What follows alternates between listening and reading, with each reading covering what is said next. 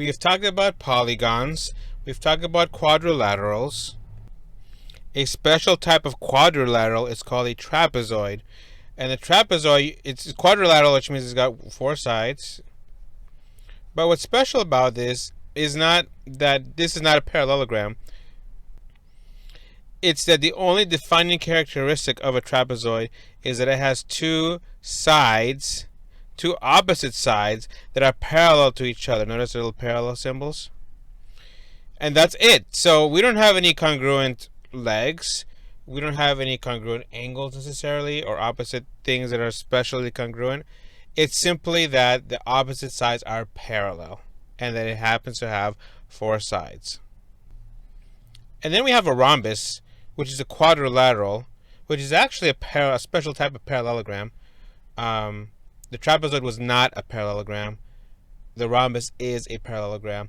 And it happens to be a square that somebody sat on. So what happens is that we don't have congruent angles. We have opposite angles that are congruent, like any parallelogram.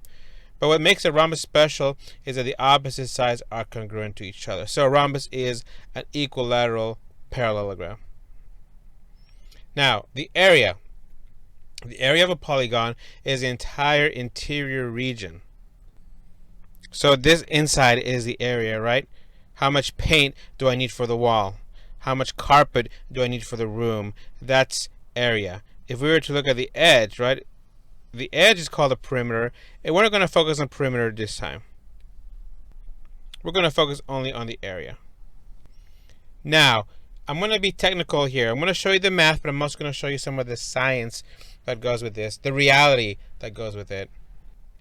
If you were to paint your room, the bucket will tell you how much square footage it covers. Or if you were to recarpet your room, it's how much square footage it covers. And so I would propose you the following, which will actually serve you well in science and in future mathematics. If I were to, for example, measure a swimming pool and I wanted it to be 12 feet long, that is one-dimensional, right? 12 feet long. If I needed to tile it, for example, if I need to tile the bottom of it, it might be 12 by 4 feet.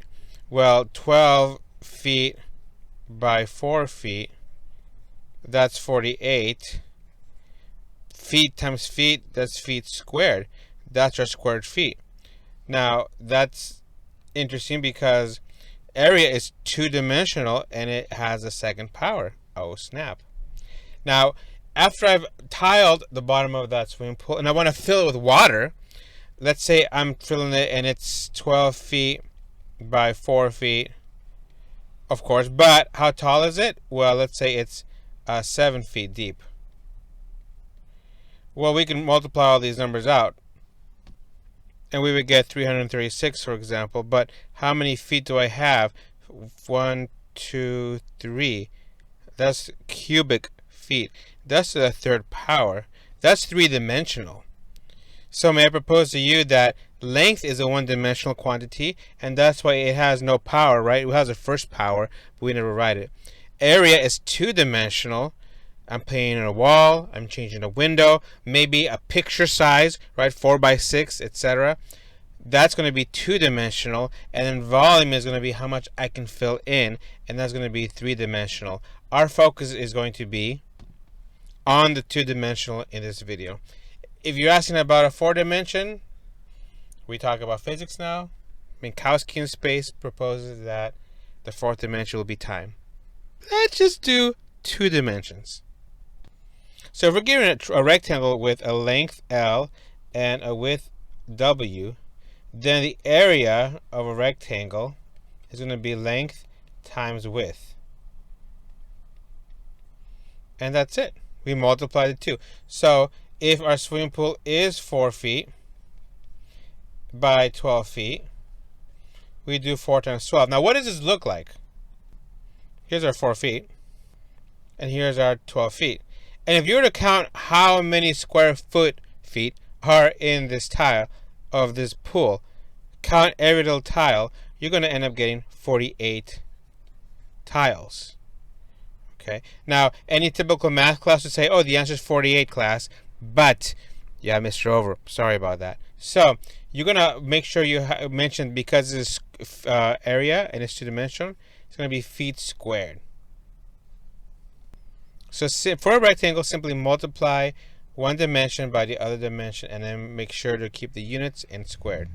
Let's show you another example with a square, literally, a square. So, the area of a square is the side squared. Or in other words, if you can't handle that, the area of a square is side times side. Let's say this square is 3 inches long. It's going to be 3 inches tall because that's the nature of a square. And that, of course, if you count how many of these there are, you're going to see that there are a total of 9 squares. But if we do the math, that's 3 inches times 3 inches. That's 9 inches squared. If you can't handle that, we could try to use this formula right here, and you'll see what happens. Because if I take one side, 3 inches squared, well, this square goes to this 3, which makes it a 9. But this square goes to the inch, which makes it inch squared. Oh, snap, it's squared. Yes, it's squared. Why? Because area is two-dimensional. So we note essentially that when you think about it, the area of a rectangle is very much related to the area of a square, because for a rectangle, we're doing length times width. For a square, we're doing side times side. It's the same process. It's the same procedure that we're doing here. We're multiplying the one side by the other side and making sure that the units of this quantity are squared because it is area and that's two-dimensional. So what about a parallelogram? This is a picture which we tend to call these proofs without words. You might like that because there's no statements, there's no reasons, there's no math per se. It's just, hey, look at this picture, look what it could become, and look how it proves things for us. So for example, if we don't know what the area of a triangle is yet, but we do know that this blue shape right here is a parallelogram based on our previous videos. And all we know is that the height of this thing is going to be h. Now it's a parallelogram, which means that this is h, and this is also h as well, and then this would also be h as well right here. But look what they're proposing. What if we cut out, what if we went ahead and just did this, and took this triangle, cut it out, and moved it and put it over here? Notice that when I do that and I move this triangle over here, it's like I complete a puzzle. And now all of a sudden, I have a complete rectangle. And so if this is going to be the base, or let's say we call it length times width, we'll call it base for now just for kicks, then this is going to be base times height. This will be the area of a parallelogram. If you don't like that and you want to call this length and you want to call this width, well, then you have length times width. But spoiler alert, the area of a parallelogram is the same as the area of a rectangle. We just got to do the base times the height. So for example, if the height of this parallelogram is 3 miles, pretend, and let's say the base, right, is going to be 6 miles, then doing base times height gives me 3 miles times the 6 miles, and that ends up being 18 miles squared. For your summary, explain how the area of a square and the area of a rectangle essentially are found by the same process or formula. And if you want to go even deeper, talk about how that also ties into the area of a parallelogram.